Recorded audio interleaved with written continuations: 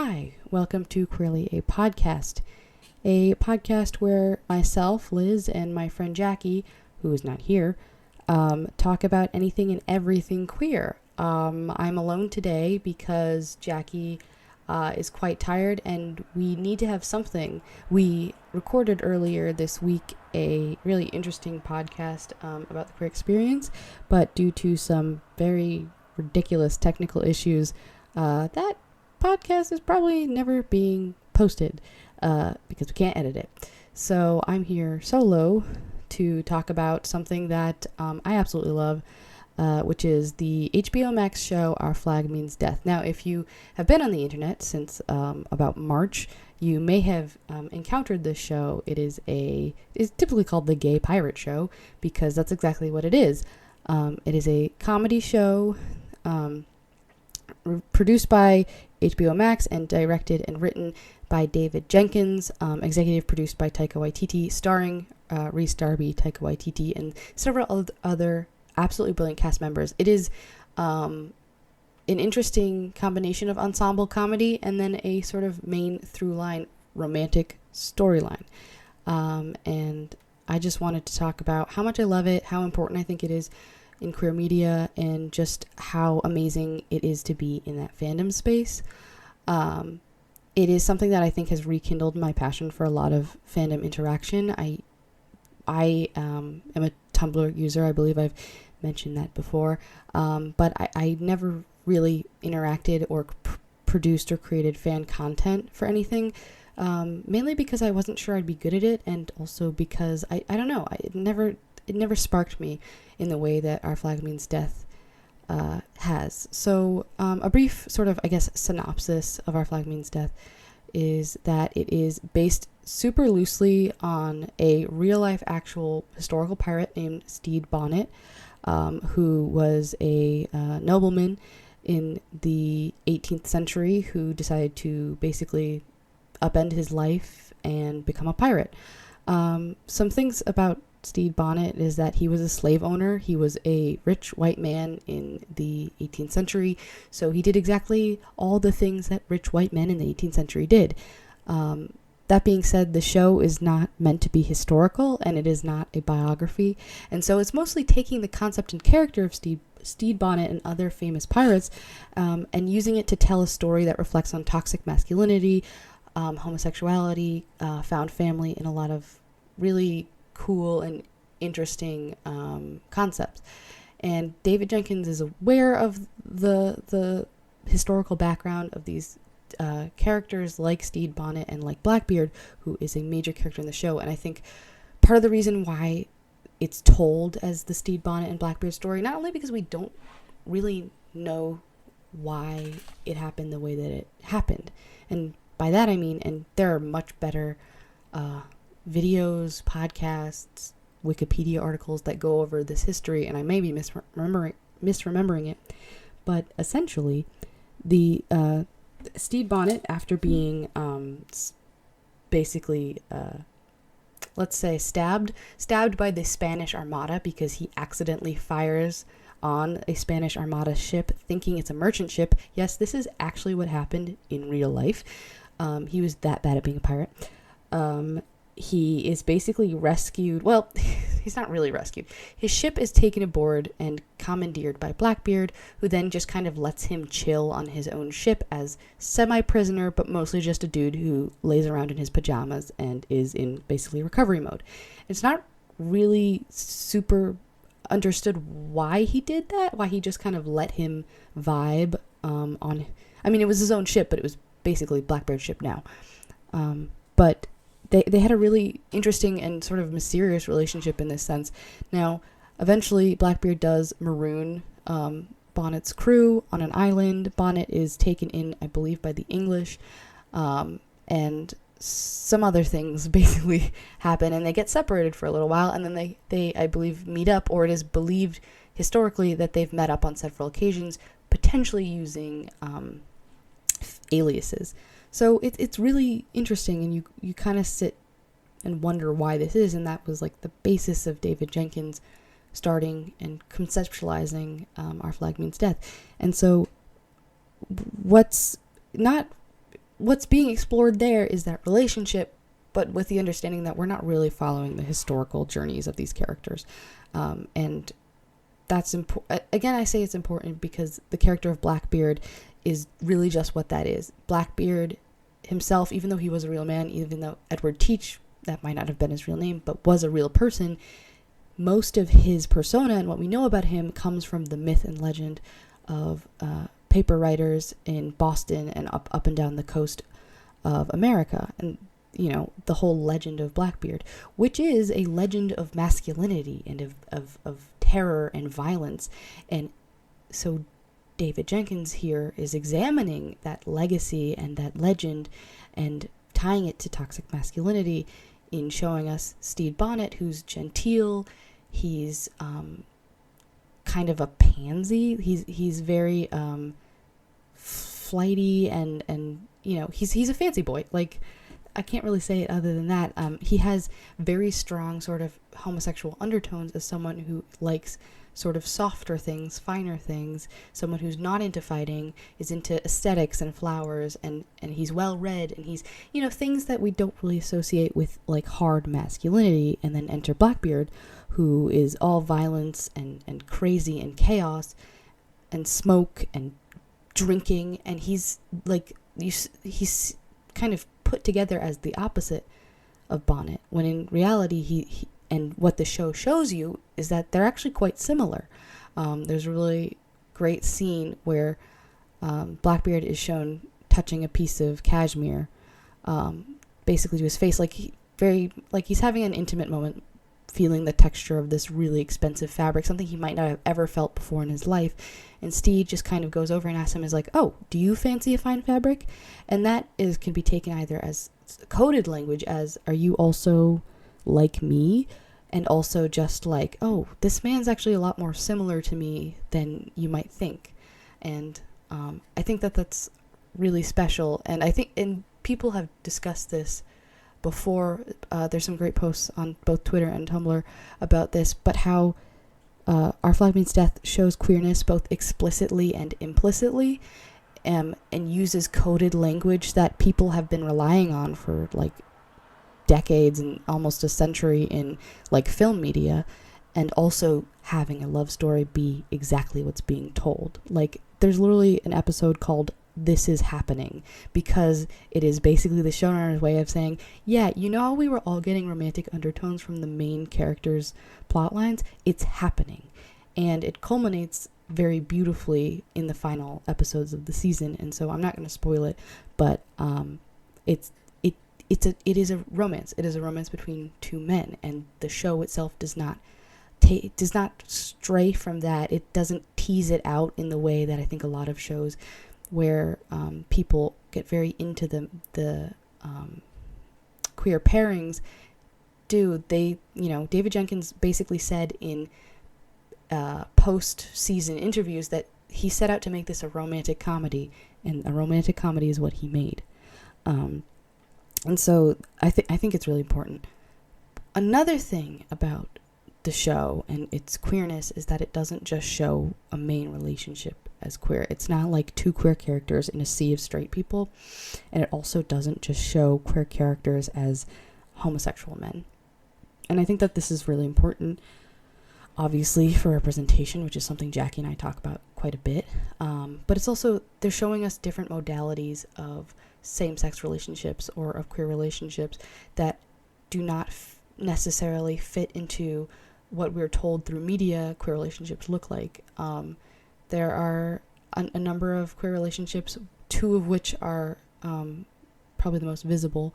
The first being of a character named Aluwande and a character named Jim. And Jim is canonically non-binary, played by a non-binary actor, Vico Ortiz. And their love story is one that is very, very clear to you from the beginning. They're two characters who have known each other for an untold amount of time, who have each other's backs, who ran away together and joined Bonnet's crew because of this bond that they have. And they don't, it's like one of those things, those like that delicious trope of like they both are in love with each other and neither of them like know how to make a move, and they're not sure if the other person is. And when when it does happen, it's beautiful.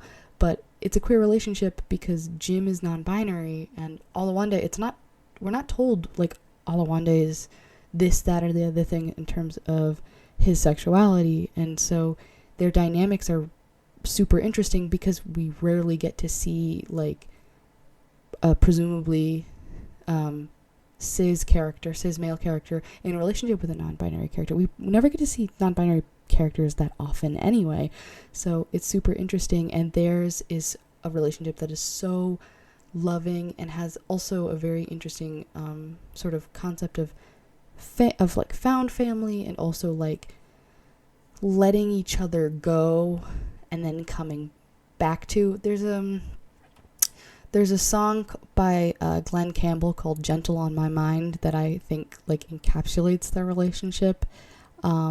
And the song basically is like Glenn Campbell always is thinking of this one person who they know they can always come back to, and there's no, like, they're not bound by marriage, they're not bound by having financial responsibilities, but he can always take the time to think of this person and come back into their lives, and they know that they love each other, and that love is so strong that they can leave each other for a long enough time and still be in love. And so that's another kind of amazing relationship. And it's obviously it's not necessarily the main relationship because Blackbeard and Bonnet are like our main characters, but it's something that is like kind of a B plot arc that we see through the first season and that will develop through the subsequent seasons. Another relationship is between Lucius, who is the how do you explain him? He's the ship's boy. What does that mean? He is basically a scribe, and takes down the captain's log. And he's like very obviously a gay man. Like, he has a little ascot scarf, and he's like generally like fruity, very like swishy and confident and sassy. And you're like he's a very sort of common portrayal of a gay man, using all of his body language to sort of telegraph to the audience that he is gay. And first of all, that's something on its own which is amazing, not because he's not the only gay character in the show. We get to see multiple variations of a gay man, but he's also like, he's confident about it. And when a character tries to make him feel bad about it, to make him feel bad about his sexuality, to make him bad about the fact that he's very sexually he's very sexually free. He is someone who doesn't seem to be necessarily bound by other people, and he just enjoys it. And he tries to be shamed for it, and yet the show tells us, no, he will not be shamed for it. This is not a shameful thing. And then he also is shown in a relationship with a character called Black Pete, who is like, you would think this paragon of machismo. He's always trying to be boastful. In the first episode, he dismisses sewing as women's work, which if you're on a ship, you need to know how to sew. Like, if you don't know how to sew and fix a sail, you're useless. But I digress. But he's kind of sold to us initially as this really sort of masculine, or at least faux masculine, machismo, chauvinist kind of guy. And then we're seeing later on that he is entering a relationship with Lucius, and it's a legitimate relationship. It's not in the sense of they're just two guys on the open ocean and they're bored, but rather that Black Pete actually like loves this man and is in a relationship. And people would not, I personally did not look at this character and say, oh, that's going to be a gay character. But, you know, he's stupid and boastful and likes to like lie about his achievements, but he's like also a version, like he's also another gay character too. And so it really kind of goes against stereotypes and shows the audience that there are different types and different manifestations of gay characters and gay relationships. There is, I think, something to be said of the lack of female characters on the show, but they're not exactly lacking. The thing is that the focus is on a pirate ship that is staffed typically by a male crew or a nearly all male crew. And that is something that is historical that doesn't need to be. And as I think it's also something that with the characters that the first season is working with, it makes sense, right? But when there are female characters, they're absolutely amazing. My favorite being, well, I have two favorites. My first favorite being Leslie Jones's character, not only because she's conceptually fucking amazing. She's like this amazing bar owner. She lives in the Republic of Pirates, which, by the way, if you didn't know that, it was a real place. It's around the Caribbean. She lives in the Republic of Pirates. She owns a bar. She has like 20 husbands. She's just absolutely amazing. She wears this amazing sort of Prince crushed velvet maroon suit with these tall boots and this big sort of flouncy, lacy cravat. And she's just gorgeous. And she's Leslie Jones, so she's like literally gorgeous. And she has this amazing confidence to her. But it's not like an overconfidence. It's just like she's old, she's tired of this shit, and she like knows what she's about. She's an amazing character, and we get to see more of her than I initially thought, which I'm very happy about. And she's also, I mean, she's played by Leslie Jones. I keep saying that, but it's important to me because if you're someone who has been following Leslie Jones's or has seen Leslie Jones on like Saturday Night Live, which is where she spent a solid long while as a cast member. The way she was utilized, I personally feel, wasn't always something that really showed off her strengths or showed variety in her talent. And as Spanish Jackie, she's much more subtle than I think SNL ever gave her credit for. And I think they played into the fact that her comedy did include her being quite loud and quite impassioned, but I think that ended up turning into like the loud, angry black woman sort of, even when they were on the nose with it and they were like self-referential with it, it still to me came off as like, but you're still doing it. And her role as the character's name is Spanish Jackie, as her role as Spanish Jackie in Our Flag Means Death, she gets to be like a powerful woman, in the like traditional sense of the world, like word. She, is good with a gun, a knife. She's like scary, but she's not loud. She can be quite chill and sort of quietly scary and quietly intimidating. And I think that that's something we never really got to see from her in other roles. I'm sure it could be that she had many other roles. I am not someone who has seen a lot of things Leslie Jones was in, but like my basic understanding of it is that like she never really got to be as subtle as she can be, and it is an amazing performance. Another amazing female character is Mary Bonnet. Mary Allamby Bonnet was a real woman. She was married to Stede Bonnet in what sounds to me like the unhappiest marriage of all fucking time. Historical accounts will basically say like Stede Bonnet left to become a pirate because he hated his wife. And I can't comment on the wife, the historical Mary Allamby Bonnet, but I can at least say like, yeesh, that's rough. Now, the show does not necessarily depict that as history depicts it. History kind of seems like, the way at least that it's discussed in like historical texts is that it's like Stede Bonnet hated his nagging wife, and so he decided to have a midlife crisis at like 25 and buy a boat and become a pirate. Whereas the show presents it as something more complex, and one I think that is way more relatable, which is like someone who has been trying so hard to fit into society's standards and society's sort of boxes for a person, and knowing that you'll never be able to fit into those. Like the only way you can really survive and live the life that you want and need to live is by leaving.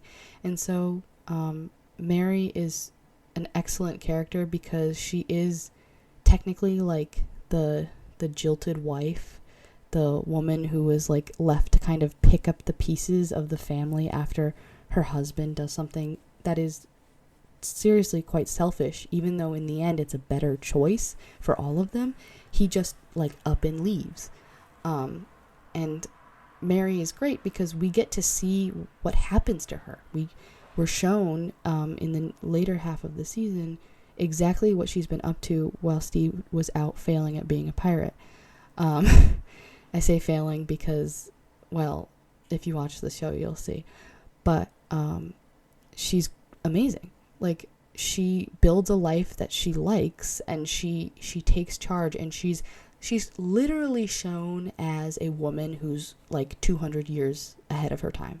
And so she's just depicted as this artist, and everything about her in when we get like basically catch up with her is designed to be reminiscent of like the like mid 19th century arts and literature movement, and like the way she wears a black sort of cravat style tie. She wears like very simple minimalist colors that are masculine or menswear inspired for like the time that they're basing it off of. She's an impressionist painter. She paints figures she paints all sorts of things, not just from real life, but also just like complete like abstract. And all of these things are things that are reminiscent of like the mid 19th century. She's quite literally a modern, or at least not a modern woman, but a woman ahead of her time. And that includes her being proud of the relationship she builds after Steed leaves, her being proud of who she is, how she was able to move on from her husband and not just become like basically a widow because they assume Steed died. And that is such an amazing way for the story to be told, I think, because we get so invested in Stede Bonnet as the main character because he's a great main character to follow. He's not necessarily a good person, I think, like bearing in mind the show is all about pirates, which are at their core people who used violence and intimidation to take items from merchants, even if they were like assholes, or even if they're stealing from the British Navy. Like totally, I totally am cool with that. But historically, pirates were never really good people. I don't think that there is a history of like pirates who were fucking cool, you know? But we spend this entire series watching the story of Stede Bonnet and see him like figure himself out and gain confidence as a person and be able to like fit comfortably in who he is and not who society wants him to be. And then we smash back to Mary, who's already got all this figured out. Like once Stede left, she immediately seemed to have known like, this is my fucking life and I'm gonna do what I can with it. And like we're given sort of her answer to Stede's stupid moves, and it's so much better than just her being like the nagging wife who like was seen as someone who is just like who wouldn't even be thought of, I think, by other writers, who maybe even if she was shown, she would just be like devastated at the loss of Stede, when in fact she was actually like, no, this is something I can work for, like that can work for me. And like she's super great. And yeah, other female characters that show up but don't have as big of a role include Evelyn, who's one of Mary's friends, she's so cool. She's got a leopard. She wears an eye patch. She's just amazing. I want to know everything about her and more. She's great.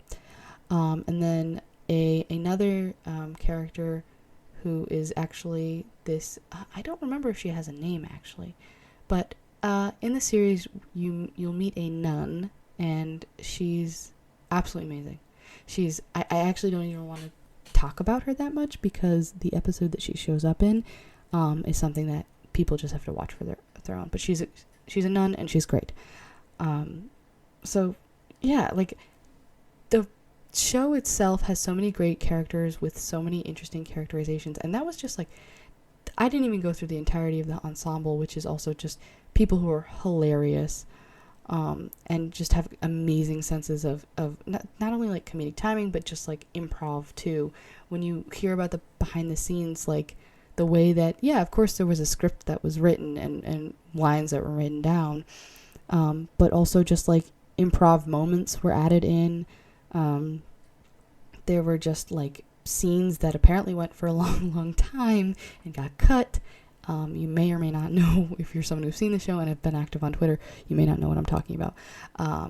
But yeah, it's just like an amount of talent to this show, and the heart that goes into it is another thing that like makes me like it so much. It's not just that it's a great representation of queer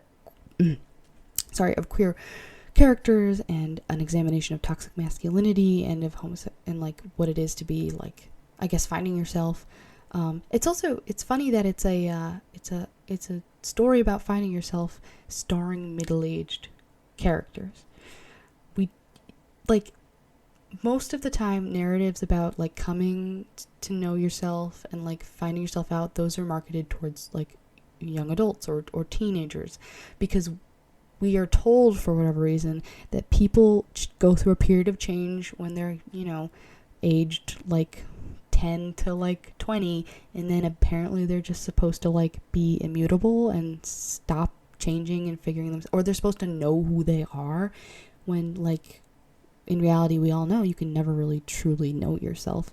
And especially for queer people, or for people who have been trying to fit themselves into boxes that they just can't fit, that they physically cannot fit into, it's even harder because they have to basically work from the ground up with who they are. And in a setting like the 18th century, like they don't have the resources that we do. There obviously were queer people who were interacting with each other, and queer communities in the 18th century, as there have been queer communities throughout history.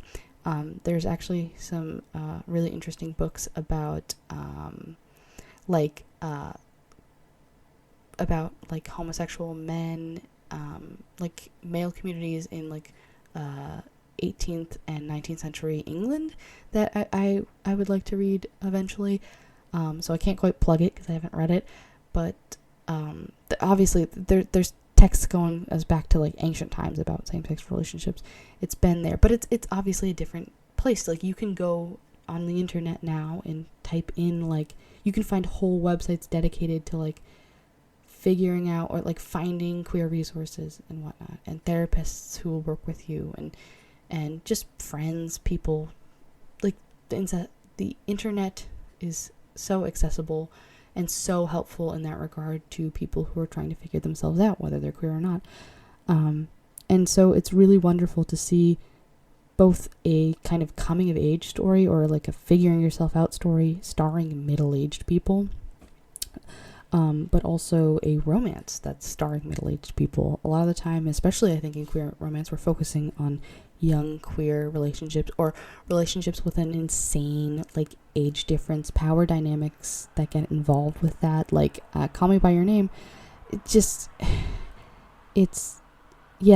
great to have more queer stories, and I'm happy that that's something that can be popular for people, but it also idolizes this idea that a young gay man should have the sexual experience a young gay man will have with an older gay man is one that is absolutely rife with power imbalances.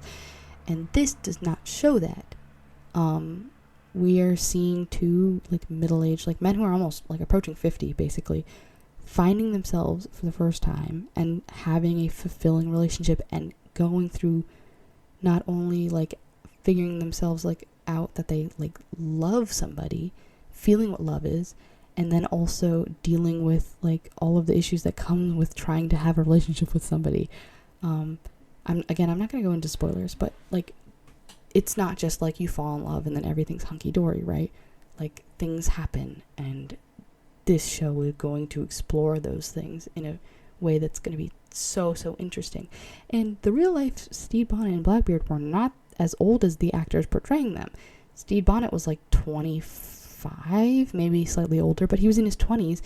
And then Blackbeard was like mid-30s maximum. Like they were both like what we would consider to be quite young, compared to Taika Waititi and Rhys Darby, who are both I think 48, ish in their 40s, almost 50, as I said. And so it's really great to see that kind of sort of new relationship. And when I say new, I mean like new to them. Like, this is a feeling that it's clear neither of the characters have felt before. And they're only feeling it in their like middle age. And it's cool because that's how life works out sometimes. Not everybody can figure out that they're gay at like a young age, and or like figure out what it is they like in a person, or find, maybe not true love, but find love as soon as they, reach an age where it's appropriate to start dating. Like, I think that is so cool, and not something we typically get to see. Finally, I just want to talk about the reason I love Our Flag Means Death so much is the enthusiasm that the cast and crew and writers and everybody involved has for their fans, and the fans return that in spades. The fact that the show, the last episode came out March, I want to say 27th or 28th of 2022, and there was a constant call for a renewal announcement from HBO Max until the renewal announcement came out on June 1st. So for months, people were retweeting fan art and hashtagging Renew Our Flag Means Death, and basically like begging HBO Max to renew the show, because there was like a very real chance it wasn't going to be renewed. The show was hardly promoted before it aired, despite the fact that it had Taika Waititi on board, which I think gets a lot of people really excited. In my opinion, Taika Waititi is someone who, his work may not always be perfect, but it is something that always has an interesting idea attached to it, and really heartfelt sort of moments in between the comedy. Like, I can see for people, maybe his comedy is not for everybody, but he like really knows how to get to the heartstrings. And I think you can even get that at like, even in like Thor Ragnarok, which is, I think, ridiculous and fun, still has a kernel of like, I don't know, of emotion and sentimentality to it. And I think for that reason, like, he's an exciting name to see on things, and he'll attach his name to projects that I think can really use the hype that he can build. Again, like, Reservation Dogs is a Taika Waititi produced venture, and it is something that is so first of all, so fucking funny, and second of all, just like so important to have. It is one of a handful of shows about Native American people in the United States. It is one of a handful of shows that portrays with accuracy Native Americans who are living currently in the United States, as opposed to Native Americans in like a Wild West scenario. And it's just it's excellent. The actors are excellent. The show, it's excellent. But like, I think people are more keen to watch it when they see Taika Waititi's name attached, because he has so many projects that people loved, and they're like, well, I gotta see this guy. He put his name behind it. It must be good, and it is. And so, like, even then, the show didn't really get that much promotion. I think maybe HBO Max was just relying perhaps on the name Taika Waititi, or that they just didn't really care about promoting it. They probably were just like, people are going to watch this if they want to, and then, it'll be the way that it is. I don't know how TV works enough to really understand the thought process behind that, because you would think that if that's your project that you're putting money into, you would like to see it be successful. And the more successful it is, and the more seasons you get to make, the more money hopefully you make through other opportunities to like sell extra things, right? But I digress. There was such an intense sort of momentum behind the renewal focus on Twitter and on Tumblr and across the internet, and part of that was like fueled by the interactions fans would get back from the cast and crew. Like, Alex Sherman would be posting behind the scenes pictures and videos like almost daily, basically. Samba Shuta, or Shoot, I don't know how to pronounce his name, who plays Roach on the show. He is, first of all, he's so fucking funny and seems like such a genuine guy. He's also a baker, and on the show he's the ship's cook. And so he created a recipe for a 40 orange cake. Now, it doesn't actually use 40 oranges, but it's a cake that is referenced by name in the show. And people took his recipe, and so many people made this absolutely delicious looking cake. I haven't made it yet, but it's something I definitely want to try. And now we're at like 800 cakes made. Like, people are making cakes because I like a show so much. Like, that's wacky. That's crazy. And he has, now if you go to his Instagram, he has whole sort of like photo grids of like every cake made, even if they look absolutely wacky. He, like, the dedication he has to like documenting the work of and commending the works of fans is amazing. Con O'Neill, who plays Izzy Hands on the show, he also is great at like retweeting fan works and like building hype around the things fans make. And he seems highly appreciative of the people who are like becoming fans of not only Our Flag Means Death and his character, but of all his other work too, which is, by what I've seen, excellent. And it's like, oh, we're also getting these actors who are like maybe not even big, like maybe he's big in Britain but not really anywhere else, and they're finally getting their day in the sun. And so like that enthusiasm is kind of creating a loop of like love that's like quite infectious. Christian Narn doesn't do a ton on Twitter, but he's always like tweeting that he's grateful when a big push happens. Nathan Fode did an Instagram live with him that was like really funny and really fun, and just like everyone being so, I don't know, everyone being so excited to engage with fans and engage, and come back and talk about their experience on the show was so exciting. I think one of the people who have been doing the most has been Vico Ortiz.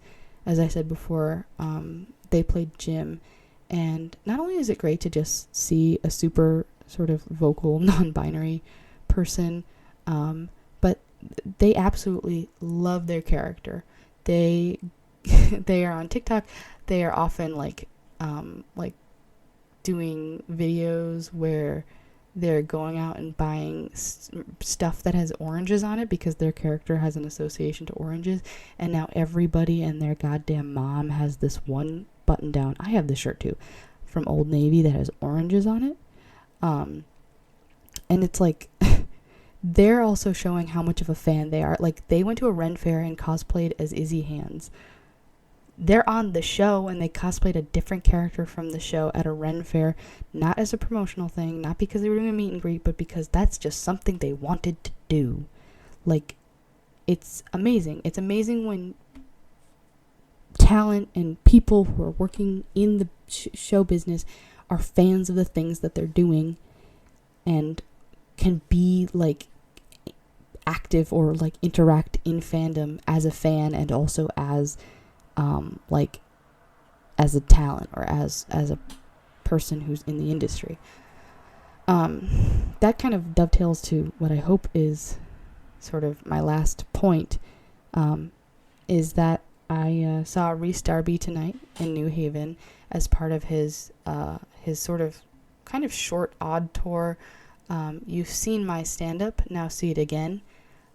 It was like it seemed semi-impromptu, organized by his wife because his son is doing college tours, which I only mentioned because I find it really cute that his son is looking at colleges at 16 and going through the exact same thing that I went through like 6 years ago or whatever. And it's just very, very cute. Like, I don't know, there's something about high schoolers like doing the big grown-up thing I find adorable. And obviously it was a great deal of fun. I saw so many shirts of those damn orange button-ups. Like, the opening act was Steve Wrigley, who is a comedian also from New Zealand and Rhys Darby's friend.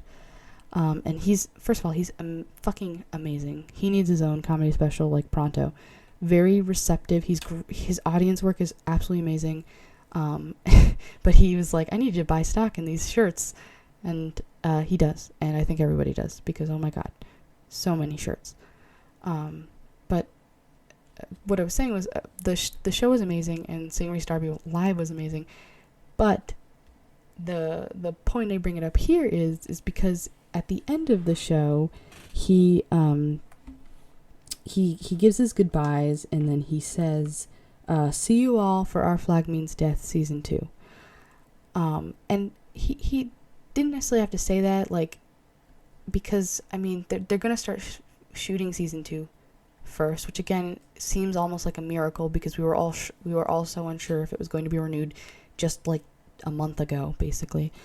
But he understands, like, a lot of the reason people came out to see him is that we were all like kind of chasing the hype of Our Flag Means Death.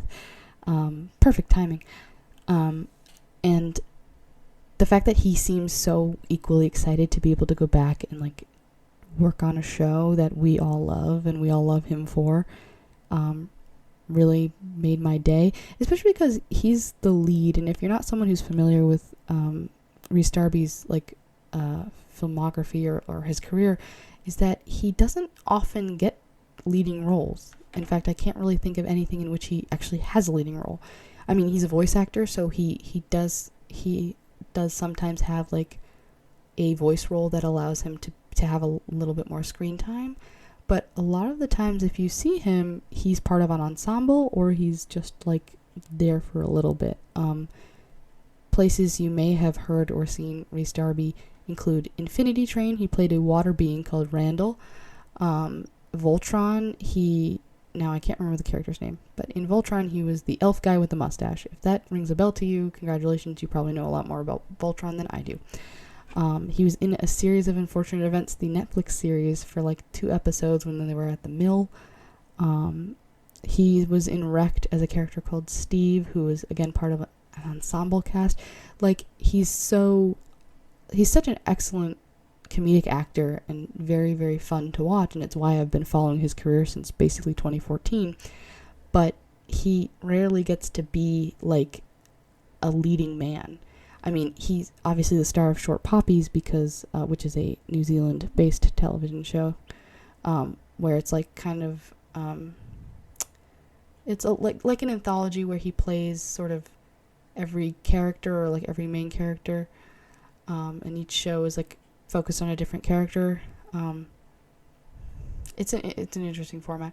Obviously he's the star there, but like he really gets to be a leading man type of role, and so everyone's excited to see him in, and that's the reason I started watching Our Flag Means Death in the first place, was because I saw Rhys Darby's name attached and I was like, holy shit, we never get to see him like in a main role. You know, like most of the time I've seen him in things, he's in snippets or scenes, like in Hunt for the Wilder People. He has a cumulative screen time of maybe like 20 minutes, maybe not even. And so like people are so excited to see him, and he is in turn excited for to be seen, I guess. And I don't think that comes from like an ego thing. I don't think I implied that, but I don't think it does. I think it comes more from like, it's almost as if it's a collaborative experience. It's not quite, but the idea that people's enthusiasm so affects the actors in the roles that we love to see them in, I don't know, there's something like kind of beautiful about that and artistic about that I really appreciate. So yeah, coming kind of down from that high of seeing him live, which by the way, he does have amazing legs. If people were concerned about that, no, I can guarantee you in real life they look as good as they do on screen. Hair too, his hair is amazing. Yeah, I really appreciate everyone involved with Our Flag Means Death. I think that again, like, the crew is also amazing. David Jenkins is so amazing, and you can tell so thoughtful. A funny anecdote, even though I said I was going to be done, that again, if you're not familiar or if you haven't seen it, in one of the interviews, David Jenkins didn't really know what queerbaiting was, and when Our Flag Means Death was first coming out, and people were first, like, around, I think, episode 5 or 6, before it was really kind of confirmed for people that, oh yeah, you're watching a pirate rom-com right now, a gay pirate rom-com, people thought we were all being queerbaited, like, that, they were going to, like, use the chemistry between the two actors and some of the flirtier scenes as like joke material, as like something to laugh at, which if you're someone who has been in fandom spaces or like in media spaces or queer in general, happens kind of like too often for comfort. If you were anywhere near like Sherlock during like 2013, 2014, you know exactly what I'm talking about. And I think people really thought like, oh, we're gonna get like maybe some like winks and nods, or it's just gonna be like a haha, isn't it funny if two guys are into each other, that sort of thing. But no, instead we got like a legitimate, sentimental, and beautiful like piece of queer media. And David Jenkins was like flabbergasted at that. He like completely didn't think it was a thing, that it was going to happen, that people weren't going to like fully understand that this was a legitimate thing happening. And part of me is like, oh, bless his heart. Bless you, David Jenkins, for not thinking that was going to be the case, but also like, man, we really gotta be, I don't know, not vigilant, but like understanding that like this is the norm in media.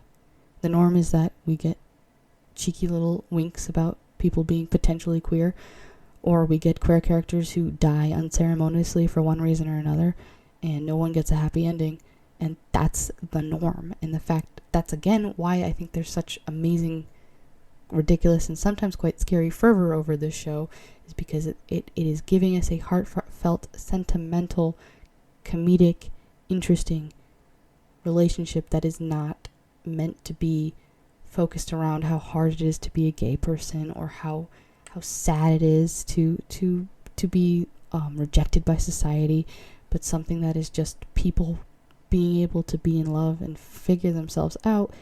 And it's not that that's not ever challenged or shown to be an issue, because it is, because even if it's not a historical retelling of the life and times of Stede Bonnet and Blackbeard, it is still acknowledging of its setting. Like racism and the fact that slavery was fully active is also acknowledged. And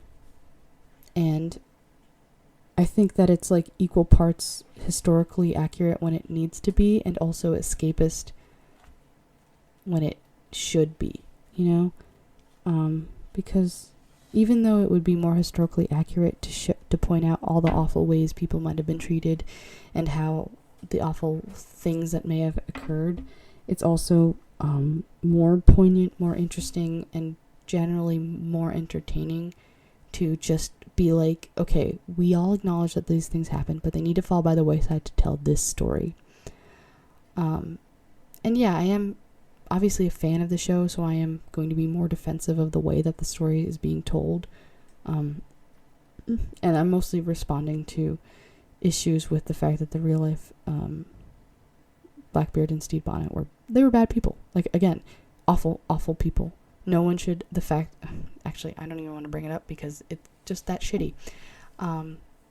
But again, like I stated, like basically at the top of this episode, the historical sort of context is something that is being used to make points and to like kind of discuss things that I think if it were completely fictional might not have been discussed or might not have come across as well as it could have.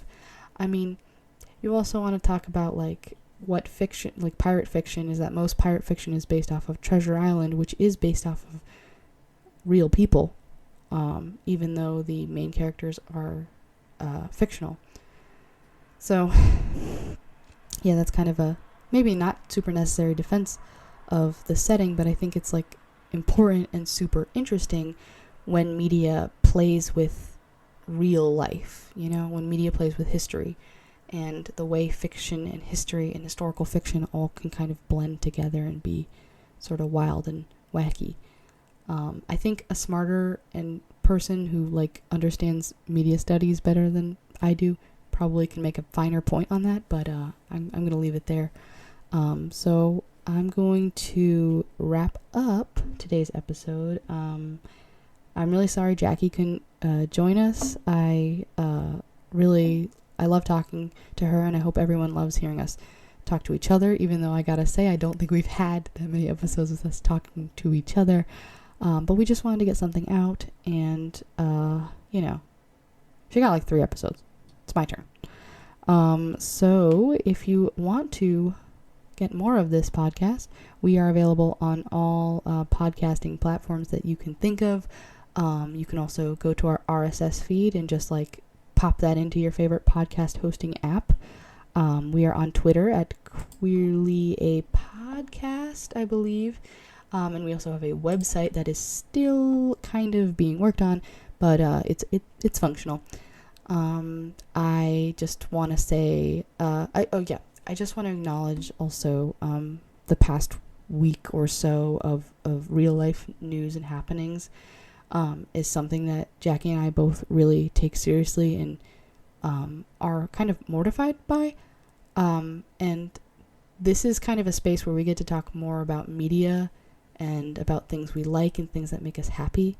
But it would be remiss to not acknowledge the Supreme Court decision on Roe versus Wade, and the subsequent decisions made kind of on the docket that have also that will have awful and rippling effects across the United States, including rulings on the independence of Native American reservations and Native states, rulings about the Environmental Protection Agency. There's so many kind of awful decisions that this court has made that are frustrating to hear. And as many have pointed out in online spaces, that this is not just like a miscarriage of democracy, but this is exactly the way that the Supreme Courts were designed by the minority who wanted to stay in power. And it is absolutely frustrating to watch a Supreme Court do this and be told, just go out and vote, just support President Biden, just go out and, sign a petition. Like, people are angry, people are scared, people are frustrated. And I think, we here at Queerly a Podcast just want to show our solidarity with everyone feeling this way. I don't have any real solutions to offer other than look up your local family planning services, abortion services, offer sort of support to your loved ones who might be affected by these rulings, and look up other ways to like give to Native American charities, like reservation charities, and I don't know, like it's all a little overwhelming, I guess. So I guess as a sign off, I just want everyone to stay safe, try and decompress. Yeah. Good night.